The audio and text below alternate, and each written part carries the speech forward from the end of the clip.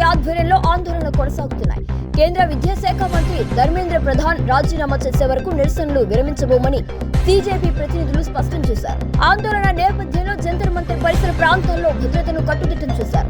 ఎలాంటి అవాంఛనీయ ఘటనలు చోటు చేసుకోకుండా భారీ సంఖ్యలో పోలీసులు భద్రతా బలగాలను మోహరించారు. పరిస్థితి ఉధృతంగా మారడంతో సెంట్రల్ ఢిల్లీలో ఇంటర్నెట్, మొబైల్ సేవలను తాత్కాలికంగా నిలిపివేశారు. అలాగే జంతర్ మంతర్ నుంచి పార్లమెంట్ కు వెళ్లే ప్రధాన రహదారులను దిగ్బంధం చేశారు. ప్రజల భద్రతా దృష్ట్యా ఢిల్లీ మెట్రో కూడా కీలక నిర్ణయాన్ని తీసుకుంది. పార్లమెంట్ పరిసర ప్రాంతాల్లోని 16 మెట్రో స్టేషన్లను తాత్కాలికంగా మూసివేసింది. దీంతో ప్రయాణికులు ప్రత్యామ్నాయ మార్గాలను ఉపయోగించాలని అధికారులు సూచించారు. ఆందోళనల నేపథ్యంలో ఢిల్లీలో పరిస్థితిని అధికారులు నిరంతరం సమీక్షిస్తూ శాంతి భద్రతలు కాపాడేందుకు అన్ని అవసరమైన చర్యలు చేపడుతున్నారు.